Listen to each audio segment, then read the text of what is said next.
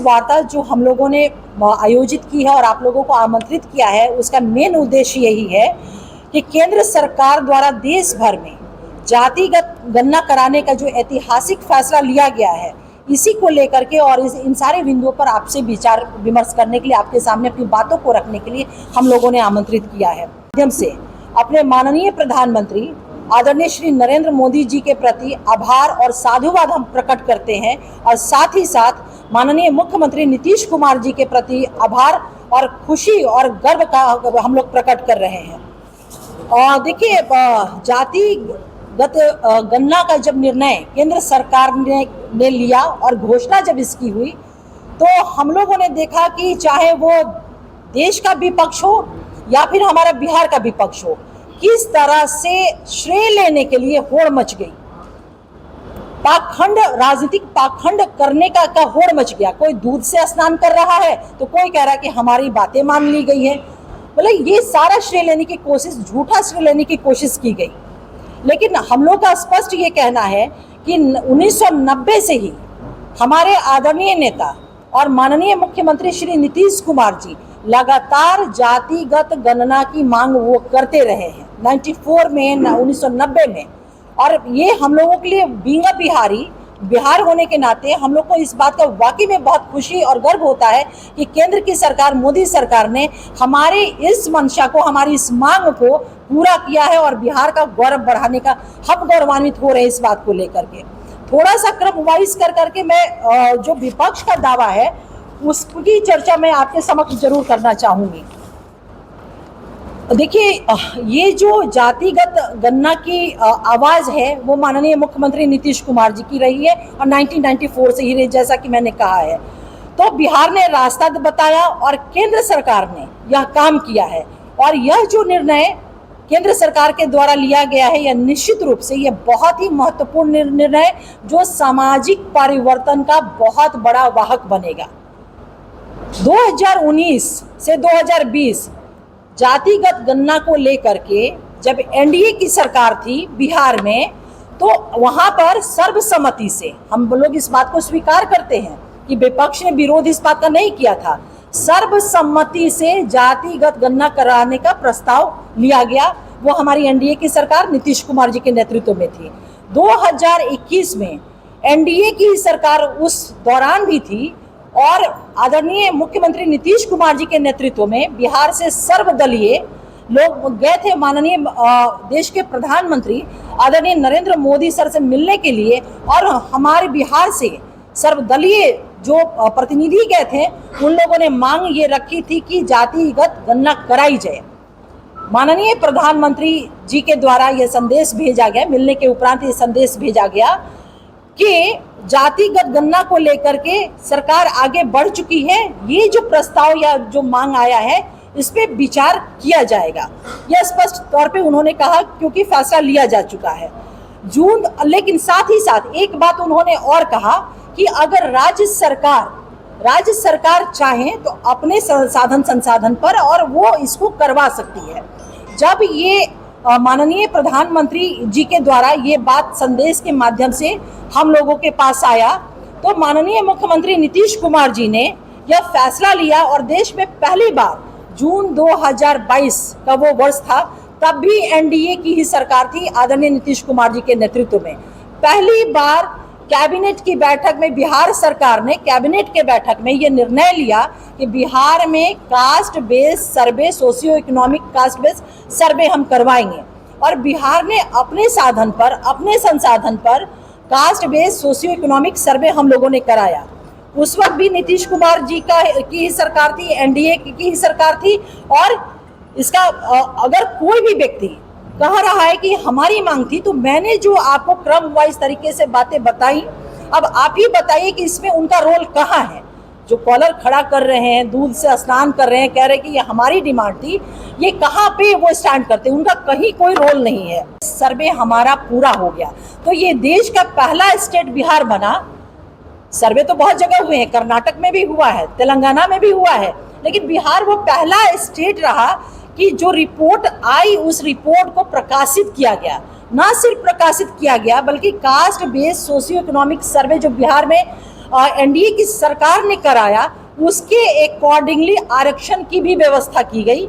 अनुसूचित जाति, अनुसूचित जनजाति, अति पिछड़ा वर्ग, अत्यंत पिछड़ा वर्ग, ये तमाम लोगों का रिजर्वेशन का दायरा बढ़ाया गया। ये सब आप लोग जानते हैं, अभी हाल की ये बातें हैं। लेकिन आप लोग इस चीज को मैं आप लोगों को याद जरूर दिला दूं कि बिहार का नेता प्रतिपक्ष या विपक्ष में कहूं कि किस तरह से बिहार की आवाम को ये कह करके गुमराह करने की कोशिश वो कर रहे थे कि 9th शेड्यूल में ये जो कानून ला करके आरक्षण के लिए जो कानून लाया गया था, उस कानून को आप लोग सर्वविदित हैं इस बात से कि ऑनरेबल हाई कोर्ट में इस कानून को चुनौती दी गई और ऑनरेबल हाई कोर्ट ने यह जो कानून था उसको निरस्त किया। हम लोगों ने, हमारी सरकार ने इमीडिएट बिना कोई डिले किए हुए हम ऑनरेबल सुप्रीम कोर्ट में गए। किसके खिलाफ गए? जो ऑनरेबल हाई कोर्ट ने हमारे इस आरक्षण वाले कानून को निरस्त किया था। सुप्रीम कोर्ट में गए और बहुत ही मजबूती से हमारी सरकार वहां उस मुकदमे की पैरवी कर रही है। हमारी मंशा स्पष्ट है, जो हम लोगों ने किया है, हम अब बस पैरवी कर रहे हैं और हम इस चीज को देख रहे हैं कि ऑनरेबल सुप्रीम कोर्ट का निर्णय वो आ जाता है तो निश्चित रूप से हम पुनः देश के प्रधानमंत्री जी से 9th शेड्यूल में इस कानून को लाने के लिए हम लोग आग्रह करेंगे। लेकिन जिस तरह से नेता प्रतिपक्ष इस बात को गुमराह करने की कोशिश कर रहे, देखिए एक बात कहते हैं हम लोग तो उन लोग को बहुत खराब लगता है, लेकिन ये हकीकत है। 9th फेल व्यक्ति क्या जाने कॉन्स्टिट्यूशन के प्रोविजन को। अब ये बताइए कि 9th शेड्यूल में जो संविधान का 9वीं अनुसूची है, उसमें देश के जितने भी अधिनियम है, कानून है, जितने भी नहीं, जो अधिनियम कानून है वो केवल कानून ही है, बाकी चीजें तो है नहीं।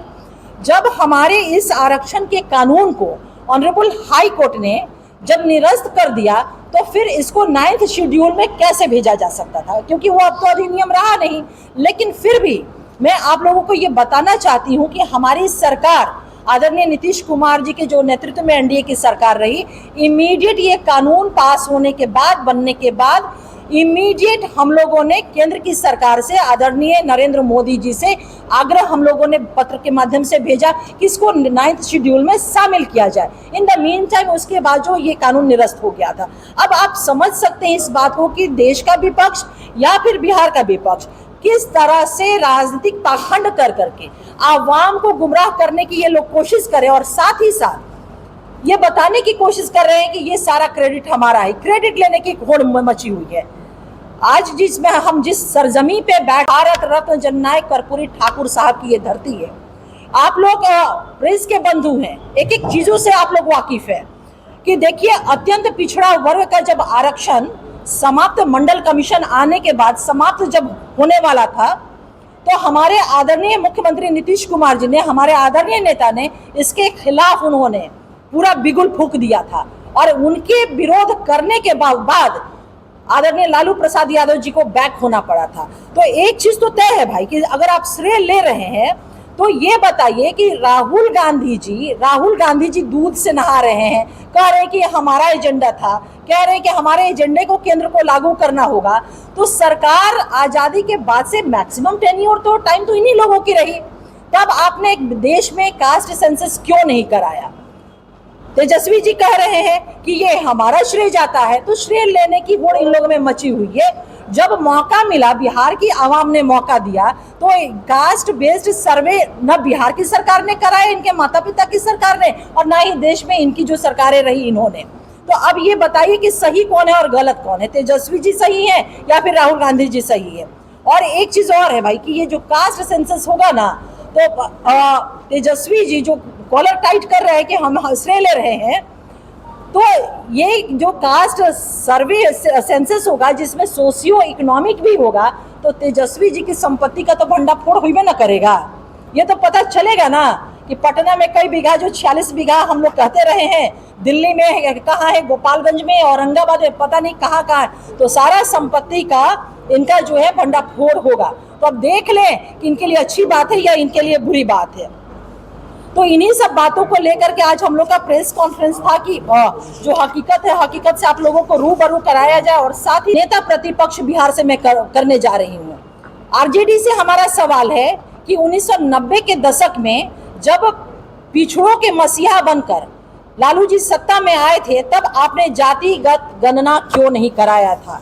बिहार में जो कास्ट बेस्ड सर्वे हमारे माननीय मुख्यमंत्री नीतीश कुमार जी के नेतृत्व में एनडीए की सरकार कराई थी, तो आपने क्यों नहीं कराया था? दूसरा हमारा सवाल है कि क्या उस समय आपकी प्राथमिकता सिर्फ सत्ता प्राप्त करना था या सामाजिक न्याय था? तीसरा कि बिहार में 15 साल की सत्ता में आपने कितने दलित, कितने महादलित, कितने अति पिछड़ों को, परिवारों को नौकरी या प्रशासनिक सेवा में आपने लाभ पहुंचाया? नेता प्रतिपक्ष बिहार से हमारा सवाल है कि जातिगत गणना पर सोशल मीडिया का आप योद्धा बन गए हैं, लेकिन क्या यह सही नहीं है कि बिहार में हुई जातिगत गणना का नेतृत्व और योजना सब कुछ नीतीश कुमार जी ने किया था?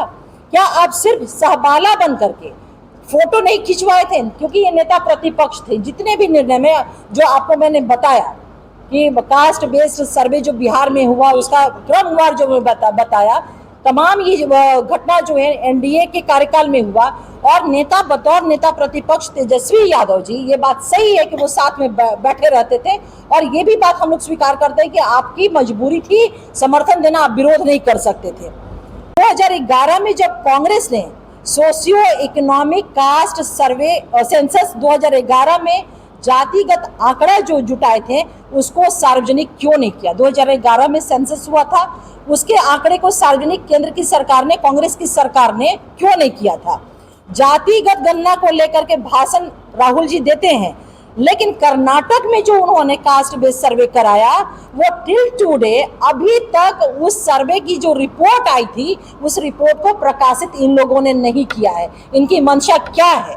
क्या वो नहीं चाहते हैं कि पिछड़े, अति पिछड़े, अनुसूचित जाति, अनुसूचित जनजाति या फिर समाज का वो गरीब तबका चाहे किसी भी वर्ग से आ रहा उसको, उसके लिए कल्याणकारी योजनाएं बने? इसी वजह से उन्होंने उसको सप्रेस कर करके रखा हुआ है। कांग्रेस को अगर जातिगत गणना इतना ही उसको प्यार था तो छत्तीसगढ़, राजस्थान और हिमाचल जैसे अपने शासित राज्यों में अभी तक इस पे काम क्यों नहीं पूरा हुआ है? तो ये मेरे कुछ सवाल कांग्रेस से, नेता प्रतिपक्ष बिहार से और नेता प्रतिपक्ष देश के राहुल गांधी से और राष्ट्रीय जनता दल से, ये हम लोगों का सवाल है आप लोगों के माध्यम से। अब मैं यही कह सकती हूँ, कहना चाहूंगी आपसे कि देखिए, हमारे माननीय मुख्यमंत्री श्री नीतीश कुमार जी के दृढ़ निश्चय और नेतृत्व से यह दिखाया कि सामाजिक न्याय के मुद्दे पर सिर्फ बोलने से नहीं करने से बदलाव आता है और साथ ही साथ देश के यशस्वी प्रधानमंत्री श्री नरेंद्र मोदी जी ने राष्ट्रीय स्तर पर इस सोच को अपनाकर यह सिद्ध कर दिया कि समावेशी विकास की राह जातिगत वास्तविकता को समझे बिना पूरी नहीं की जा सकती है। आपने कहा कि सरकार बीजेपी ने कोर्ट में केस करवाया, इसका प्रमाण आपके पास है? पहली बात सुन लीजिए, जब एलिगेशन लगाता है ना तो बर्डन ऑफ प्रूफ उसी व्यक्ति पे जाता है। लेकिन प्रधानमंत्री नहीं मिले, ये पूरे पेपर में छपी, सेंसस लेके नहीं छपी, बाद में अपने बलबूते उन्होंने काम किया, फिर इसमें आपको मोदी जी का कहाँ अति है? अब मैं आपके सवालों का जवाब दे दूं, सुन लीजिएगा। अब मैंने अपने संबोधन में जब मैं आपसे वार्ता कर रही थी तो मैंने स्पष्ट शब्दों में कहा, आदरणीय मोदी जी का संदेश हम लोगों के मैसेज आया, उन्होंने कहा कि राज्य सरकार, क्योंकि काम जो है सेंसस का काम, ये निर्णय अगर हुआ है तो एकाएक नहीं हुआ है, इसके पीछे 2-3 वर्षों से केंद्र सरकार के अपना पहल काम इस पे हो रहा था। उन्होंने स्पष्ट शब्दों में कहा था कि इस पे हमारे प्रधानमंत्री जी ने कि हम इस पे आगे बढ़ चुके हैं, लेकिन आप कह रहे हैं जो प्रस्ताव आपने दिया है हम इसको देखेंगे। उतनी कठिनाइयों के बावजूद हम पुनः, आपके सवाल जब आए तो पुनः अपने प्रधानमंत्री जी को मैं आभार प्रकट करती हूँ कि कठिनाइयों के बावजूद उन्होंने कास्ट सेंसस करवाने का फैसला लिया है और उन्होंने कहा कि राज्य चाहे तो इसको करवा सकती है। तो ये एक रास्ता जो है ना, माननीय प्रधानमंत्री जी के रास्ते उन्होंने बताए और जिससे बिहार एनडीए की सरकार जो नीतीश कुमार जी के नेतृत्व में रही, हमने बिहार में caste based socio economic survey कराया जिसमें सारी चीजें स्पष्ट